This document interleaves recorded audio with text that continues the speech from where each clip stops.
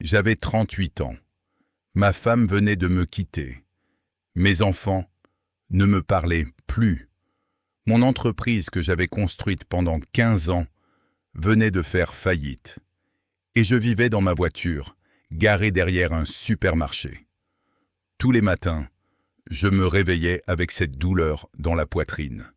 Cette sensation de ne plus être un homme, de ne plus être un père, de ne plus être rien. Je regardais les gens entrer et sortir du supermarché avec leurs courses, leur famille, leur vie normale. Et je me demandais comment j'en étais arrivé là. Comment un homme qui gagnait 15 000 € par mois pouvait se retrouver à mendier de la monnaie pour acheter un sandwich. Mais ce que je ne savais pas, ce que personne ne m'avait jamais enseigné, c'est qu'il y avait une raison énergétique profonde à ma chute. Un trou invisible dans mon être, qui drainait toute ma force vitale, toute ma capacité de créer la richesse, toute ma prospérité, et que ce trou avait un nom dans la Kabbale, un nom que mon grand-père Rabin connaissait, mais que je n'avais jamais écouté, Yesod. Aujourd'hui, 3 ans après avoir dormi dans cette voiture, je gagne plus de 20 000 € par mois. J'ai reconstruit mon entreprise. J'ai une relation avec mes enfants. Et je vis dans la paix que je n'avais jamais connue, même quand j'avais de l'argent. Et tout a commencé le jour où, assis dans cette voiture, j'ai reçu un appel qui allait tout changer. Mon grand-père, le rabbin que je n'avais pas vu depuis 10 ans, celui dont je m'étais moqué quand il me parlait de Kabbale et d'énergie spirituelle. Et celui que j'avais ignoré parce que je pensais que seul le travail acharné comptait. Il avait 85 ans. Et il m'a dit quelque chose que je n'oublierai jamais. David, ta chute n'est pas un accident. C'est une conséquence. Tu as un trou dans ton yesod depuis des années. Et maintenant, Maljut s'est effondré. Si tu veux reconstruire, tu dois commencer par le fondement. Je ne comprenais pas. Je lui ai dit, « Grand-père, j'ai perdu mon entreprise parce que l'économie s'est effondrée. Ma femme m'a quitté parce que je travaillais trop. Ce n'est pas spirituel, c'est la vie. » Il a ri doucement. Ce rire que j'avais entendu toute mon enfance. Ce rire de celui qui sait quelque chose que tu ne sais pas encore. « David, m'a-t-il dit, l'économie s'effondre pour tout le monde, mais certains prospèrent quand même. Et beaucoup d'hommes travaillent trop, mais leurs femmes ne partent pas. Tu veux savoir pourquoi? Parce qu'ils ont leur yesod intact, parce qu'ils ne gaspillent pas leur énergie vitale, parce qu'ils comprennent la loi que tu as violée sans même le savoir. » Cette conversation dura 3 heures. 3 heures où mon grand-père m'expliqua quelque chose que je n'avais jamais entendu. Quelque chose qui allait non seulement sauver ma vie, mais me donner plus de pouvoir que je n'en avais jamais eu.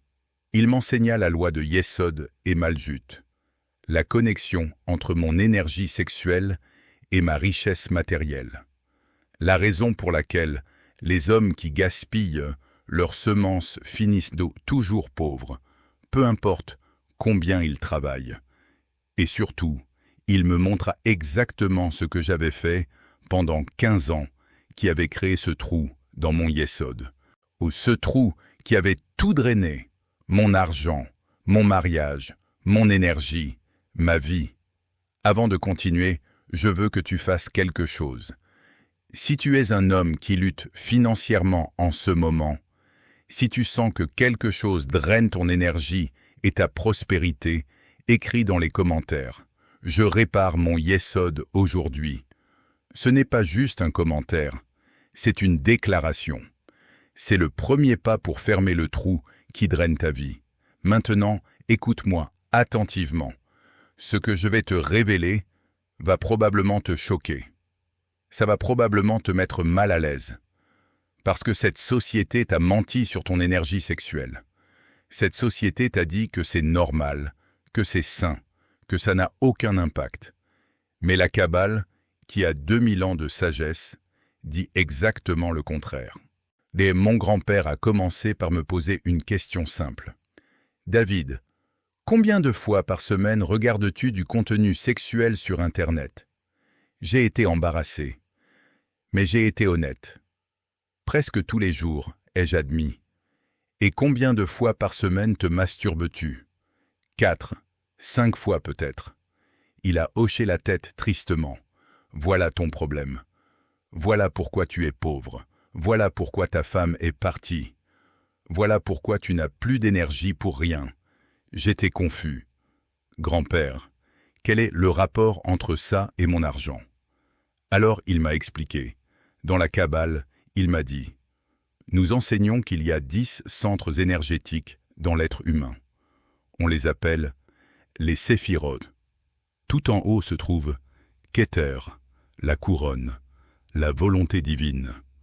Tout en bas se trouve Malchut, le royaume matériel, là où existe l'argent. Et juste au-dessus de Malchut, presque à la fin, se trouve Yesod, le fondement, ton centre d'énergie sexuelle. Yesod est le canal, m'a-t-il dit. C'est le pont. C'est le conduit par lequel toute l'abondance des mondes supérieurs descend dans le monde matériel. Si Yesod est plein, si Yesod est intact, si Yesod fonctionne correctement, Malchut se remplit. L'argent coule. Les opportunités apparaissent. La prospérité se manifeste. Mais si Yesod a un trou, si Yesod fuit, si Yesod est endommagé, alors peu importe ce qui descend d'en haut, ça se perd avant d'arriver à Malchut. Ça s'échappe par le trou. C'est pour ça que tu peux travailler 15 heures par jour et rester pauvre. C'est pour ça que tu peux avoir des idées brillantes qui ne se concrétisent jamais. C'est pour ça que l'argent entre et sort immédiatement. Et parce que tu as un trou dans ton Yesod, et ce trou, tu l'as créé toi-même, j'ai commencé à comprendre. Mais comment, ai-je demandé. Alors mon grand-père m'a expliqué les 3 façons dont j'avais détruit mon Yesod sans même le savoir. La première façon, la stimulation sans but. David, m'a-t-il dit, chaque fois que tu regardes du contenu sexuel, chaque fois que tu éveilles ton désir, sans intention de créer la vie, sans connexion avec une femme réelle, sans but sacré, tu ouvres un trou dans ton Yesod. Ce n'est pas moral ou immoral. C'est énergétique, c'est une loi. Dans le Zohar, le livre le plus sacré de la Kabbale, on enseigne que quand un homme éveille son énergie sexuelle sans but, il crée ce qu'on appelle des clipos, des écorces de pénurie, des forces spirituelles qui bloquent l'abondance, où ces clipos s'attachent à ton champ énergétique, et elles commencent à tout bloquer. Tes idées, tes opportunités, ton argent, tes relations, tout. Tu te demandes pourquoi tu as de bonnes idées, mais elles ne se réalisent jamais. Les clipos les bloquent. Tu te demandes pourquoi les opportunités passent devant toi et vont à d'autres. Les clipos les repoussent. Tu te demandes pourquoi tu travailles si dur, mais tu restes pauvre. Les clipos drainent ton énergie. J'ai réalisé. Pendant 15 ans, j'avais fait ça, presque tous les jours. J'avais créé une armée de clipotes autour de moi sans même le savoir. La deuxième façon, l'éjaculation fréquente sans conscience. Mon grand-père est devenu très sérieux. David, dans la tradition kabbalistique, ta semence s'appelle Zera. Ce n'est pas juste du liquide biologique. C'est ton capital énergétique le plus précieux. Les sages enseignent que dans chaque goutte, il y a des millions d'étincelles de lumière, des millions d'âmes potentielles, des millions de mondes qui peuvent être créés. Quand cette semence est déposée au bon endroit, avec la bonne intention, avec la bonne conscience, ces étincelles s'élèvent. Elles deviennent des bénédictions dans le monde spirituel. Et ces bénédictions descendent comme prospérité dans Malchut. Mais quand tu la gaspilles, Quand tu éjacules dans le vide, pour le plaisir momentané, sans conscience, sans but, ces étincelles tombent. Elles tombent dans le royaume des clipots. Et maintenant, au lieu d'attirer la bénédiction, tu attires le blocage. Chaque éjaculation sans conscience, m'a dit mon grand-père, et c'est comme retirer 1 000 € de ton compte bancaire et les jeter à la poubelle. Ce n'est pas une métaphore, c'est littéral. C'est une loi énergétique. Ta semence est ton capital. Et tu le gaspilles 4-5 fois par semaine, depuis des années. Tu as jeté des millions d'euros énergétiques à la poubelle. Et tu te demandes pourquoi tu es pauvre? J'ai commencé à pleurer. Parce que pour la première fois je comprenais. Ce n'était pas la faute de l'économie. Ce n'était pas la faute de mes concurrents. Ce n'était pas la faute de ma femme. C'était moi. J'avais créé ma propre pauvreté. J'avais ouvert le trou dans mon yesod. J'avais drainé ma propre prospérité. La troisième façon. La fantaisie mentale constante. Mon grand-père a continué. David, même quand tu ne regardes pas de contenu, même quand tu ne te masturbes pas, ton esprit est tout, en train de penser au sexe, ai-je admis. Exactement. Au travail, dans la rue, avant de dormir, tout le temps. Ton énergie mentale est constamment dans des fantasmes sexuels. Chaque pensée est énergie. Chaque fantasme est une fuite. Et quand toute ton énergie s'en va dans ta tête, en fantasme, qui ne crée rien, il ne reste plus d'énergie pour créer la richesse réelle. C'est pour ça que tu ne peux pas te concentrer. C'est pour ça que tu ne termines pas les projets. C'est pour ça que tu manques d'énergie, parce que toute ton énergie créative s'échappe en fantasmes. Et l'univers ne répond pas aux fantasmes. Il répond à l'énergie focalisée. Mon grand-père m'a regardé dans les yeux. David, tu fais les 3. Stimulation sans but, éjaculation sans conscience, fantaisie constante. Ton yesod est un trou géant. Et c'est pour ça que Maljut est vide. C'est pour ça que tu dors dans ta voiture. Bon, nous arrivons maintenant à quelque chose d'absolument crucial. Nous touchons au cœur de ce message. Ce que je vais te révéler maintenant est ce qui a transformé ma vie en 90 jours. Le rituel exact que mon grand-père m'a enseigné pour réparer mon yesod et remplir mon Maljut. Prépare-toi.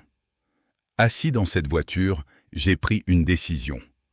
La décision la plus difficile de ma vie. J'ai dit à mon grand-père, « Enseigne-moi. Dis-moi exactement quoi faire. » Il a souri. « C'est simple, » m'a-t-il dit. « Mais ce n'est pas facile. Pendant 90 jours, tu vas faire 3 choses. 1. Tu ne regardes aucun contenu sexuel. Rien. Pas d'image. Pas de vidéo. Rien. 2. Tu ne te masturbes pas. Pas une seule fois pendant 90 jours. 3. Chaque fois qu'une fantaisie sexuelle entre dans ton esprit, tu la rediriges immédiatement vers quelque chose de créatif. Travail, exercice, écriture, création. 90 jours, a-t-il répété. C'est le temps qu'il faut pour réparer Yesod, pour fermer le trou, pour que l'énergie recommence à s'accumuler. « Mais grand-père, ai-je protesté, 90 jours sans rien. C'est impossible. » Il a ri. « Tu dors dans une voiture et tu penses que c'est impossible ? David, tu n'as plus le luxe du confort. Tu as le choix. Continuer à drainer ton yesod et mourir pauvre. Ou réparer ton yesod et reconstruire ta vie. » Il m'a enseigné un rituel quotidien. Quelque chose de simple mais puissant. Chaque matin, dès le réveil, 7 minutes. 3 minutes de méditation. Assis, yeux fermés, attention sur le bas-ventre. Visualisez une sphère de lumière violette, la couleur de Yesod. Respirez profondément et répétez mentalement Ani Shomer et Yesodi. Je protège mon fondement. 2 minutes de respiration spéciale. 4-7-8. Inspirez 4 secondes, retenir 7 secondes, expirer 8 secondes. Pendant ce temps, visualisez l'énergie de Yesod monter par la colonne vertébrale jusqu'à la tête. La transmutation. 2 minutes de déclaration. Dire à voix haute: mon énergie sexuelle est sacrée. C'est mon capital le plus précieux. Je la conserve pour créer, pour manifester, pour prospérer. Mon Yesod est plein, donc mon Malchut est plein. Puis pendant la journée, chaque fois que je sentais du désir, 4 options. 20 pompes, 30 squats. Transforme l'énergie sexuelle en énergie physique. Marcher 10 minutes rapidement. Ou le mouvement distribue l'énergie dans tout le corps. Travailler sur un projet important. L'énergie sexuelle est énergie créative. Donne-lui un canal créatif. Écrire des idées. L'acte d'écrire canalise la force créative. Et le soir, avant de dormir, 5 minutes. 2 minutes de gratitude. Merci pour mon Yesod protégé. Merci pour l'énergie conservée. Merci pour la prospérité qui vient. 3 minutes de visualisation. Me voir avec de l'argent. Me voir avec un appartement. Me voir avec mes enfants. Sentir ces images comme déjà réelles. J'ai commencé le lendemain. Le premier jour dans ma voiture. Les 3 premiers jours ont été l'enfer. Mon corps était habitué à la décharge rapide. Mon esprit criait: juste aujourd'hui et demain, tu commences. Mais je me souvenais des paroles de mon grand-père. Mais les premières 72 heures sont les plus difficiles. Après, le corps s'adapte. Le 4e jour, quelque chose a changé. Je me suis réveillé avec une énergie que je n'avais pas sentie depuis des années. Pas l'énergie nerveuse de l'anxiété, mais une énergie vitale, profonde, dans mon bas-ventre. Je suis allé à la bibliothèque publique. J'ai ouvert mon ordinateur. Et j'ai eu une idée claire, brillante, pour un nouveau service que je pouvais offrir avec les compétences que j'avais. En une semaine, j'avais créé un site web basique. J'avais contacté 10 anciens clients. 3 ont répondu positivement. En 2 semaines, j'avais fait mon premier contrat. 800 €. Je suis sorti de ma voiture. J'ai loué une chambre dans une auberge. En 1 mois, j'avais 4 clients réguliers. 3 000 € par mois. Et j'ai loué un petit studio. Mais le plus important, ce n'était pas l'argent. C'était l'énergie. C'était la clarté mentale. C'était la capacité de me concentrer pendant des heures sans distraction. C'était la force dans mes yeux quand je parlais aux gens. Les gens le sentaient. Ils me demandaient: qu'est-ce qui t'est arrivé? Tu es différent, plus présent, plus puissant. Je ne leur disais pas. Je souriais seulement, parce que je savais. Mon Yesod se remplissait. Et quand Yesod se remplit, tout change. À 60 jours, j'avais 7 clients, 6 000 € par mois. J'ai appelé mes enfants. Ils ont accepté de me voir. À 90 jours, j'avais reconstruit une petite entreprise. 10 000 € par mois. J'avais un appartement, une voiture, une vie. Et mon grand-père avait raison. Ce n'était pas de la magie, c'était une loi. Dès que quand tu fermes le trou dans Yesod, Malchut se remplit automatiquement. Aujourd'hui, 3 ans plus tard, je gagne 20 000 € par mois. J'ai 15 employés. Mes enfants vivent avec moi 1 semaine sur 2. Et j'enseigne ce secret à d'autres hommes qui luttent. Mais laisse-moi t'expliquer pourquoi ça fonctionne. Pas juste spirituellement, mais concrètement. Quand tu conserves ton énergie sexuelle, plusieurs choses se passent. 1. Tes niveaux de testostérone augmentent. Plus de testostérone signifie plus de confiance, plus d'énergie, plus de capacité de prendre des risques calculés. 2. Ta dopamine se régule. La masturbation constante détruit tes récepteurs de dopamine. Quand tu arrêtes, il se répare.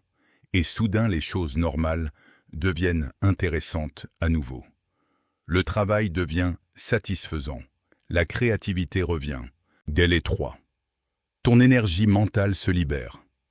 Les fantasmes sexuels constants consomment une quantité énorme d'énergie cognitive. Quand tu arrêtes, cette énergie devient disponible pour résoudre des problèmes, créer, innover. 4. Les gens le sentent. Il y a quelque chose dans ton champ énergétique qui change. Les gens te respectent plus. Ils te font plus confiance. Ils veulent travailler avec toi. 5. Ta volonté se renforce. Si tu peux contrôler ton désir le plus primitif, tu peux contrôler n'importe quoi. Cette discipline se transfère à tout. Finances, santé, relations, tout. La Kabbale savait tout ça il y a 2000 ans. Maintenant, la science le confirme. Mais voici ce qui est crucial. Ce n'est pas de la rétention extrême pour toujours. Mon grand-père m'a expliqué. Si tu as une partenaire, si tu es marié, que tu peux avoir de l'intimité. Mais avec conscience. Pas juste pour le plaisir égoïste. Avec connexion. Avec amour. Avec l'intention d'unir deux âmes. Et quand tu éjacules dans ce contexte, ce n'est pas une perte. C'est un investissement dans la relation la plus sacrée. Et cet investissement retourne comme bénédiction. Si tu n'as pas de partenaire, la règle est simple. Conserve ton énergie le plus longtemps possible. Minimum 40 jours pour voir des changements profonds. Idéalement, 90 jours pour une transformation complète. Après 90 jours, tu peux choisir. Continuer la rétention totale ou pratiquer la modération consciente. Mais jamais revenir aux 3 comportements qui créent le trou. Stimulation sans but, éjaculation sans conscience, fantaisie constante. Et maintenant, je veux te donner des avertissements cruciaux. 1. Les premiers jours seront difficiles. Ton corps va résister. Ton esprit va trouver 1000 excuses. Reste fort. Ça passe après 72 heures. 2. Ne parle pas de ce que tu fais. Garde-le privé. Les gens qui ne comprennent pas vont se moquer. Laisse les résultats parler. 3. Redirige l'énergie. Ne la réprime pas. Donne-lui un canal créatif. Exercice, travail, création. Sinon elle devient frustration. 4. Si tu échoues, recommence immédiatement. Un échec n'annule pas tout, mais abandonner complètement détruit tout. 5. Quand l'argent commence à venir, donne une partie. La circulation maintient le flux. L'accumulation égoïste le bloque. Je veux que tu comprennes quelque chose. Je ne te raconte pas cette histoire pour me vanter. Je te la raconte parce que si moi j'ai pu le faire, vivant dans ma voiture, avec 0 €, sans espoir, alors toi aussi tu peux. Peu importe où tu es là maintenant. Peu importe combien tu as perdu. Peu importe combien tu as gâché. Ton yesod peut être réparé. Ton mal-jute peut être rempli. Ta vie peut être reconstruite. Mais tu dois prendre la décision. Aujourd'hui. Maintenant. Pas demain. Pas la semaine prochaine. Maintenant. Parce que chaque jour que tu continues à drainer ton yesod est un jour de plus dans la pauvreté. Un jour de plus dans la lutte. Un jour de plus loin de la vie que tu mérites. Si tu es prêt à commencer ce voyage, si tu es prêt à réparer ton yesod pendant 90 jours, écris dans les commentaires « Je commence les 90 jours aujourd'hui » et reviens dans une semaine, dans un mois, dans 90 jours. Dis-moi ce qui s'est passé, parce que je sais déjà. Ton énergie va changer, ton esprit va s'éclaircir, les opportunités vont apparaître, l'argent va commencer à rester, parce que c'est une loi. Yesod plein équivaut à mal-jute plein. Ce n'est pas une croyance. C'est une loi énergétique aussi fiable que la gravité. Avant de terminer, je veux te laisser avec les paroles que mon grand-père m'a données ce jour-là, dans la voiture. David, m'a-t-il dit, la pauvreté n'est pas une punition. C'est un signal. C'est ton âme qui te crie que quelque chose ne va pas énergétiquement. Tu peux ignorer ce signal et rester pauvre toute ta vie. Ou tu peux l'écouter, réparer ce qui est cassé et reconstruire plus fort qu'avant. Le choix t'appartient. Mais sache ceci, l'univers ne t'a pas abandonné. Tes ancêtres ne t'ont pas oublié. La sagesse est là, attendant que tu la reçoives. Tout ce que tu dois faire est fermer le trou dans ton yesod et regarder Malchut se remplir. Que Hachem te bénisse, que ton yesod reste protégé, que ton Malchut se remplisse d'abondance, que tu reconstruises tout ce qui a été perdu et plus encore. Baruch Hachem. Amen.